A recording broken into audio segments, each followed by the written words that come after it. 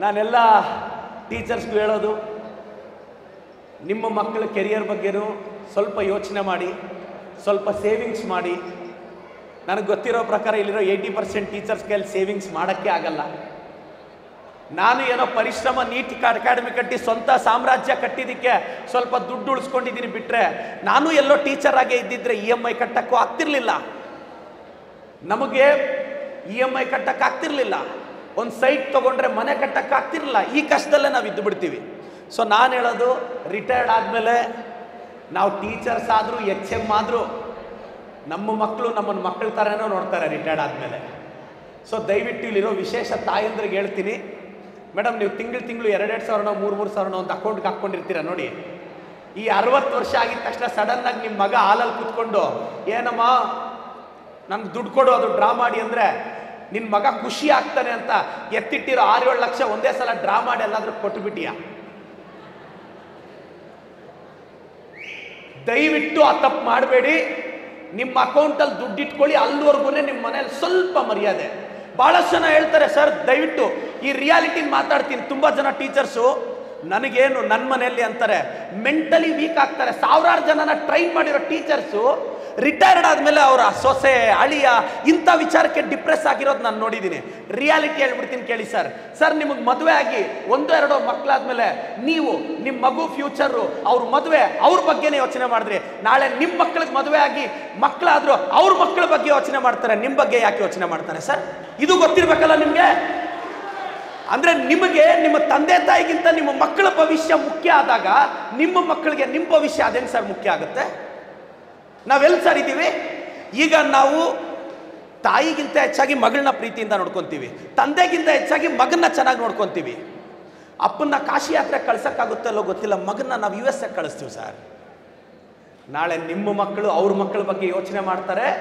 ದಯವಿಟ್ಟು ಈ ಎಚ್ಚರಿಕೆ ಆದರೂ ಇರಬೇಕು ನಮಗೆ. ಎಷ್ಟು ಸಾಕದೆ ಎಷ್ಟು ಬೆಳೆಸ್ದೆ, ಒಂದೊಳ್ಳೆ ಹಾಸ್ಪಿಟ್ಲಲ್ಲಿ ಇನ್ ಟೈಮ್ಗೆ ಟ್ರೀಟ್ಮೆಂಟ್ ತೊಗೊಳಕ್ಕೂ ಆಗ್ತಿಲ್ಲ ಅಂದರೆ ಏನಕ್ಕೆ ಸರ್ ಇಷ್ಟು ಸರ್ವೀಸು? ನಾನು ಹೇಳೋದು ಇಷ್ಟೇನಮ್ಮ, ಪ್ಲೀಸ್ ಸ್ವಲ್ಪ ಸೇವಿಂಗ್ಸ್ ಮಾಡಿ.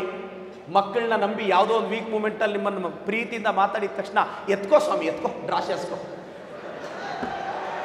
ಆವಾಗ ಪ್ರೀತಿಯಿಂದ ಮಾತಾಡಿ 4 ಕಣ್ಣೀರು ಹಾಕಿದ್ರೆ ಸಾಕು. ಅಮ್ಮಂದರು ಮಕ್ಕಳಿಗೆ 10-20 ಲಕ್ಷ ಡ್ರಾ ಮಾಡೇ ಕೊಟ್ಟು ಬಿಡ್ತಾರೆ. ನಾಳೆ ರಿಟೈರ್ಡ್ ಆದಮೇಲೆ ಯಾರೂ ಆಗಲ್ಲ ಸರ್. ಮತ್ತೆ ಸಾಧ್ಯ ಆದರೆ ನೀವು ನಿಮ್ಮ ಫ್ಯೂಚರ್ ಪ್ಲ್ಯಾನ್ ಸರ್. ನೀವು ಕ್ಲಾಸಲ್ಲಿ ಕೂತಿರೋ 40-50 ಜನ ಸ್ಟೂಡೆಂಟ್ಸ್ ಫ್ಯೂಚರ್ನ ಡಿಸೈನ್ ಮಾಡ್ತಿದ್ದೀರಾ. ಯಾಕೆ ಸರ್ ನಿಮ್ಮ ಫ್ಯೂಚರ್ನ ಡಿಸೈನ್ ಮಾಡ್ಕೊತಾ ಇಲ್ಲ ಸರ್? ಇಷ್ಟು ಸೆಲ್ಫ್ಲೆಸ್ ಆಗಿದ್ದರೆ ಅಂದರೆ ನೀವು ಒಂಚೂರು ಯೋಚನೆ ಮಾಡಿ ಸರ್, ನಿಮ್ಮ ಭವಿಷ್ಯದ ಬಗ್ಗೆ ಯೋಚನೆ ಮಾಡಿ. ನಾನು ಒಂದು ಟೀಚರಾಗಿ ಹೇಳ್ತೀನಿ, ಬಟ್ ನಮ್ಮದು ಪುಟ್ಟಸ್ವಾಮಿಗೌಡ ಸರ್, ನಮ್ಮ ಟೀಚರ್ಸ್ದು ಕಡಿಮೆ ಕಷ್ಟಗಳಲ್ಲ ಸರ್. ಈ ಪ್ರೈವೇಟ್ ಸ್ಕೂಲ್ ಟೀಚರ್ಸ್ ಆದರೆ ಮ್ಯಾನೇಜ್ಮೆಂಟ್ಗಳು ಯಾವಾಗ ಕಿತ್ತಾಕ್ತಾರೋ ಅನ್ನೋ ಭಯ. ಜಾಸ್ತಿ ಚೆನ್ನಾಗಿ ಪಾಠ ಮಾಡಿ ಹೆಸರು ಮಾಡಿದ್ರೆ ಮ್ಯಾನೇಜ್ಮೆಂಟ್ಸ್ ಕಿತ್ತಾಕ್ತಾರೆ, ಹೆಸರು ಮಾಡಲಿಲ್ಲ ಅಂದರೆ ಇನ್ಕ್ರಿಮೆಂಟ್ ಕೊಡಲ್ಲ. ಪ್ರೈವೇಟ್ ಸ್ಕೂಲಲ್ಲಿ ಜಾಸ್ತಿ ಪಾಪ್ಯುಲರ್ ಆಗಂಗಿಲ್ಲ, ಪಾಪ್ಯುಲರ್ ಆದರೆ ತೆಗೆದಾಕ್ಬಿಡ್ತಾರೆ. ಪಾಪ್ಯುಲರ್ ಆಗಲಿಲ್ಲ ಅಂದರೆ ಸ್ಟೂಡೆಂಟ್ಸ್ ಹತ್ರ ಇಷ್ಟ ಆಗಲ್ಲ. ಒಂಥರ ಪ್ರೈವೇಟ್ ಸ್ಕೂಲ್ ಟೀಚರ್ಸ್ ಅದು. ಇನ್ನು ಗೌರ್ಮೆಂಟ್ ಸ್ಕೂಲು ನಮ್ಮನ್ನು ಯಾರನ್ನೂ ಕದಲ್ಸೋಕ್ಕಾಗದೇ ಇದ್ದರೂ ಈ ಪನಿಷ್ಮೆಂಟ್ಸ್ ಇರ್ತವೆ, ಅಲ್ಲಿಂದ ಇಲ್ಲಿಗೆ ಇಲ್ಲಿಂದ ಅಲ್ಲಿಗೆ. ಯಾರಿಗೆ ಹೇಳಬೇಕು? ಇವತ್ತು 4 ಅವರ್ ಟ್ರಾವೆಲ್ ಮಾಡೋ ಟೀಚರ್ಸ್ ಇದ್ದಾರೆ ಈ ಕ್ರೌಡಲ್ಲಿ. ಸಾಧ್ಯ ಆದರೆ ನಿಮ್ಮೆಲ್ಲರ ಭವಿಷ್ಯಕ್ಕೆ ಮಾನ್ಯ ಶಾಸಕರು ಕ್ರಮ ಕೈಗೊಳ್ಳಿ ಅಂತ ನಾನು ಬಯಸ್ತೇನೆ. ಏನಾದರೂ ಈ 5 ವರ್ಷದಲ್ಲಿ ಟೀಚರ್ಸ್ ಲೈಫಲ್ಲಿ ಒಂದು ಬದಲಾವಣೆ ತರೋಕ್ಕೆ ಪ್ರಯತ್ನ ಪಡ್ಬೋದಾ, ಯಾವ ಥರ ಮಾಡ್ಬೋದು ಅಂತ ಯೋಚಿಸ್ತೀನಿ. ಒಳ್ಳೆಯದಾಗಬೇಕು ಸರ್. ನಿಮ್ಮ ಮಕ್ಕಳನ್ನ ಅಮೇರಿಕಾಗೆ ಇಂಗ್ಲೆಂಡ್ಗೆಲ್ಲ ಕಳಿಸಿ ಸರ್, ತಪ್ಪಲ್ಲ.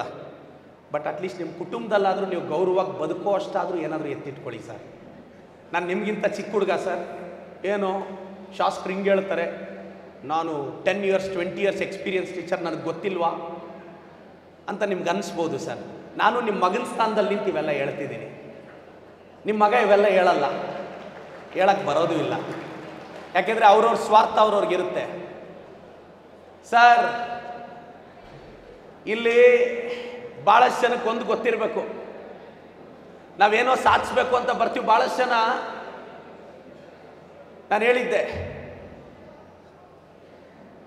ಓದೆಂದರೆ ಸಿಡಿಮಿಡಿಗೊಳ್ತಕ್ಕಂಥವ್ರನ್ನ ಅಂತಾರಾಷ್ಟ್ರೀಯ ಪರಿಶೋಧಕರನ್ನಾಗಿ ಮಾಡ್ತೀರಾ, ಲೆಕ್ಕವೆಂದರೆ ಬೆಚ್ಚಿ ಬೀಳ್ತಕ್ಕಂಥವ್ರನ್ನ ಇಂಜಿನಿಯರ್ಗಳಾಗಿ ಮಾಡ್ತೀರಾ, ಪ್ರತಿದಿನ ರೋಗದಿಂದ ನರಳ್ತಕ್ಕಂಥವ್ರನ್ನ ವೈದ್ಯರನ್ನಾಗಿ ಮಾಡ್ತೀರಾ. ಇಷ್ಟೆಲ್ಲ ಸಾಧ್ಯವಾದದ್ದು ಹೇಗೆ? ಆ ಇಂದ್ರಜಾಲವನ್ನು ಮೀರಿದ ನಿಮ್ಮಂತ ಶಿಕ್ಷಕರ ಪ್ರೇಮ ಜಾಲದಿಂದಲ್ಲವೇ ಅಂತ. ಅದೆಲ್ಲ ಆದ್ಮೇಲೆ ಈಗಲೂ ನಾನು ಭಾಳ ಹೇಳೋದೇನು ಅಂದರೆ, ಈ ಮಿತ್ತನ್ನ ಯಾಕೆ ಆಚೆ ಹಾಕಬಾರ್ದು ಅಂತ. ಸರ್, ಈಗ ನಾನು ಹೇಳ್ತೀನಿ, ನಾನು ಯಾವುದೋ ಎಂಟ್ರೆನ್ಸ್ ಎಕ್ಸಾಮ್ ಬರೆದು ನನಗೂ ಗೌರ್ಮೆಂಟಲ್ಲಿ ಅಲಾಟ್ ಆಗದೆ ಇರೋದಕ್ಕೆ ನಾನು ಪ್ರೈವೇಟ್ ಸ್ಕೂಲಲ್ಲಿ ಟೀಚರ್ ಆಗಿದ್ದಿದ್ದು. ಸರ್, ಗೌರ್ಮೆಂಟ್ ಸ್ಕೂಲ್ ಟೀಚರ್ಸು ನಮ್ಮಂಥ ಪ್ರೈವೇಟ್ ಅವ್ರಿಗಿಂತ ಬುದ್ಧಿವಂತರು ಸರ್. ನೀವು ಎಂಟ್ರೆನ್ಸ್ ಎಕ್ಸಾಮ್ ಪಾಸ್ ಆಗಿದ್ದೀರಾ. ಸೊ ಆದರೆ ಯಾಕೆ ಇವತ್ತು ನಾವು ಗೌರ್ಮೆಂಟ್ ಸ್ಕೂಲ್ನ ಪ್ರೈವೇಟ್ ಸ್ಕೂಲ್ ರೇಂಜಿಗೆ ತಂದು ನಿಲ್ಸಕ್ಕಾಗ್ತಿಲ್ಲ? ಟಾಪ್ ಟೀಚರ್ಸ್ ಇವತ್ತಿರೋದು ಗೌರ್ಮೆಂಟ್ ಸ್ಕೂಲಲ್ಲಿ ಸರ್. ಆದರೆ ಆ ಟ್ರೆಂಡ್ನ ತರಬೇಕೀಗ ನೀವು ಅನ್ಸ್ಬೋದು, ಏನು ಸರ್ ಚೆನ್ನಾಗಿ ಹೋದ್ರಲ್ಲ ಪ್ರೈವೇಟ್ ಸ್ಕೂಲ್ ಕಡೆ ಹೊರಟೋಗ್ತಾರೆ. ಒಂದ್ಸಲ 625 ಹೊಡೆದು ತೋರಿಸಿ ಸರ್, ಹೇಳ್ತೀನಿ. ಅದನ್ನು ಕರೆಕ್ಟಾಗಿ ಮಾರ್ಕೆಟಿಂಗ್ ಮಾಡಿ ಹೇಳ್ತೀನಿ ಯಾಕೆ ಬರಲ್ಲ. ಸರ್, ಈ ಸಲ ಪುಟ್ಟಸ್ವಾಮೇಗೌಡ ಸರ್ 625 ಸರ್ಕಾರಿ ಶಾಲೆಯಿಂದ ಬಂದು, ನಾನು ಅಲ್ಲಿ ನಮ್ಮ ಕಾನ್ಸ್ಟಿಟ್ಯೂನ್ಸಿಯಲ್ಲೂ 625 ಒಂದು ಬಂದರೆ ಅದನ್ನು ಕರೆಕ್ಟಾಗಿ ಪ್ರೊಜೆಕ್ಟ್ ಮಾಡಿದ್ರೆ ಅವ್ರು 9th ಪ್ರೈವೇಟ್ ಸ್ಕೂಲಲ್ಲಿ ಓದ್ಕೊಳ್ಳಿ, 10th ಗೌರ್ಮೆಂಟ್ ಸ್ಕೂಲಿಗೆ ಬಂದ್ಬಿಡ್ಬೇಕು. ಈ ಟ್ರೆಂಡ್ ತರ್ಬೋದು. ಇಂಪಾಸಿಬಲ್ ಅಲ್ಲ. ಬೆಂಗಳೂರಲ್ಲಿ ನಾವು ಸಂಸ್ಥೆ ಕಟ್ಕೊಂಡು ಸಾವಿರಾರು ಜನ ಅಡ್ಮಿಷನ್ ಮಾಡ್ತಿಲ್ವಾ ಸರ್? ಸರ್, ನಾರ್ತ್ ಇಂಡಿಯಾದಿಂದ ಬರ್ತಾರೆ ನನ್ನ ಅಕಾಡೆಮಿಕ್ ಅಡ್ಮಿಷನ್ಗೆ. ಹೆಂಗೆ ಅಟ್ರಾಕ್ಟ್ ಮಾಡಿದ್ವಿ? Fees ಲಕ್ಷಗಳಲ್ಲಿದೆ fees. ಬಟ್ ಏನಾಯಿತು? ಒಂದು ರಿಸಲ್ಟ್ ತೋರಿಸ್ಬೇಕು, ಅದನ್ನು ಮಾರ್ಕೆಟಿಂಗ್ ಮಾಡೋದು ಗೊತ್ತಿರಬೇಕು. ಮತ್ತು ನಾನು ಹೇಳೋದು, ಪ್ರತಿ ಶಾಲೆಯಿಂದ ಒಂದು 625 ಕೊಡೋಣ. ಕನ್ನಡ ಮಾಧ್ಯಮ ಶಾಲೆಯ ಹುಡುಗರ ತಾಕತ್ತೇನು ಅಂತ ಈ ಸಲ ರಾಜ್ಯಕ್ಕೆ ತೋರಿಸೋಣ.